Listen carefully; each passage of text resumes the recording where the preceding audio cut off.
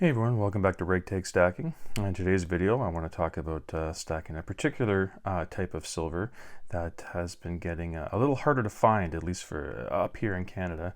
And what you can find has been going for a bit higher of a price than I'm used to paying, and that is junk silver.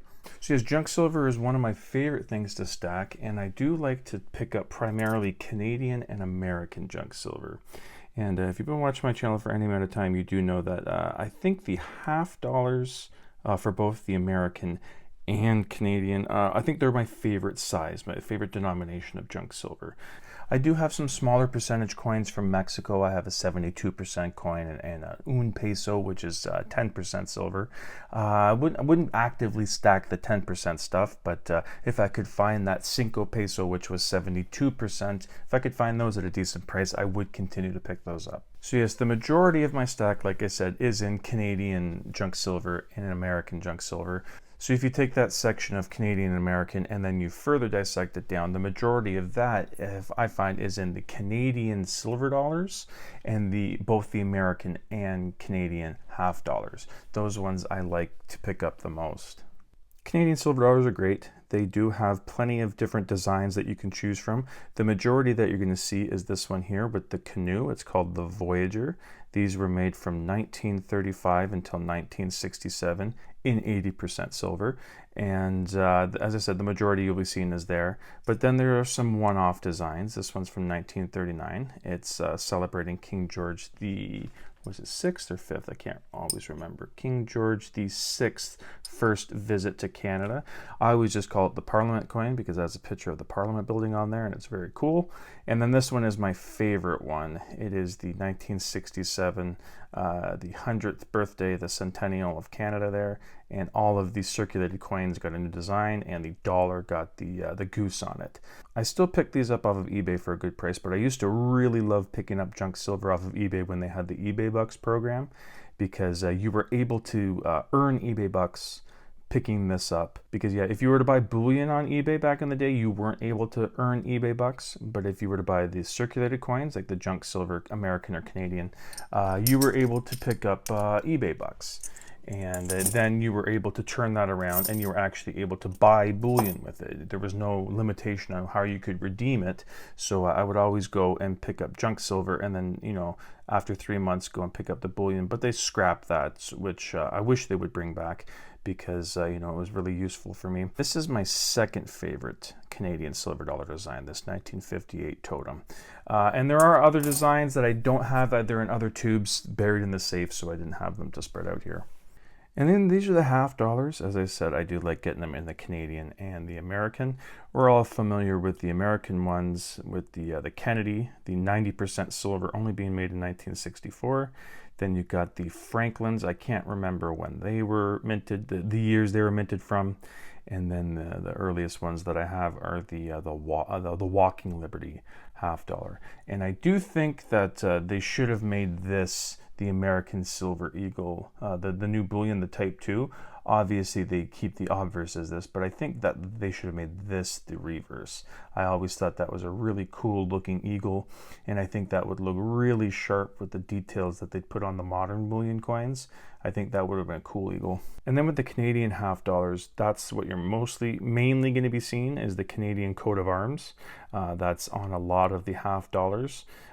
Just like the goose, this one's the 1967 centennial coin. Like all the circulated coins had different designs on them, and the half dollar was the howling wolf. And then where's that one? This one was pre-1920. And pre-1920 Canadian currency, was sterling silver, so it was at 92%. So the majority of the junk silver that you're seeing in Canadian is going to be 80%, but you do have some, that are 92.5% that's sterling silver. And there's also some that are 50%, but it's not a lot of what I have in my stack. The majority of what I have in my stack is that 80% Canadian. And then the quarters there, you can see the caribou on the Canadian one. That's still what's on the quarter today. And then you can see Washington on the American junk quarter there. And yeah, these ones I find are, a little bit more expensive. The premium are higher on these ones. So I don't have many of the quarters or dimes in either American or Canadian junk. But that brings me to the issue today is this stuff is getting harder and harder to find. And the stuff that I am able to find is going at a very, very high price. Like I said before, the quarters and the dimes, they were always kind of at a higher premium, and you're going to be paying a little bit more compared to the half dollars and the dollars. But now, whatever I can find, it looks like the premiums have gone up on the dollars and the half dollars to kind of match it with what you're seeing with the quarters and dimes. And again, that is if you're lucky enough to actually find the stuff. My primary source is on eBay, and I still go on there even though they got rid of the program there with the eBay bucks.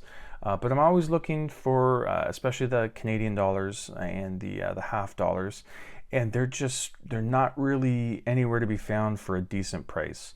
A lot of people have them listed just for an outrageous price that no one that knows what they're doing or knows what they're buying would ever consider picking this up. So it's just one of those crapshoots right now. I've seen other videos from people talking with coin shop owners, and they are going as far as saying like there's a shortage of it coming. There's a lot of people have been stacking up on it. It's a cheaper way to stack. It's a cheaper way to accumulate. There are a lot of people that use it for different reasons. I like it because as I said, it is some of the cheapest silver that you can buy, but other people use it in prepping situations. A lot of prepper stackers like this because it's more of a fractionalized silver.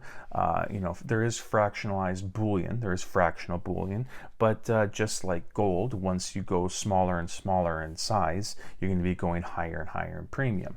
So this is a good option if you want fractional silver, but you don't want to pay those higher premiums. And this is another thing, it's silly, and I don't think it's something that's a main cause that's driving the junk silver in popularity right now, but it's just so fun to have in your hands. Just holding it in your hands, just that sound is awesome. So that's another thing that I like doing with the junk silver, is you get to have it in your hands. I do know a lot of people are very vigilant with having gloves on and not wanting to muck up their nice bullion. I'm not that bad with it. Sometimes I will put on gloves and put it into a capsule if I want to keep a coin pristine, but for the most part I'm trying my best not to touch it on the face, and I'll touch it on the edge. But with junk silver, yeah, there's none of that you have to worry about. This is circulated stuff. This has been around forever. This has been in people's pockets, you know what I mean? Even the nice stuff, like I got some really, really nice Candys. I don't know why they were so beautiful, but I just got a whole roll of them from Silver Gold Bull when I ordered once.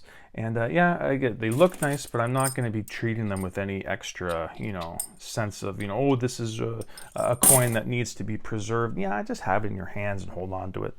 I do need to get out to more coin shops. I haven't been out to any around my area. They're just so far away from where I'm located.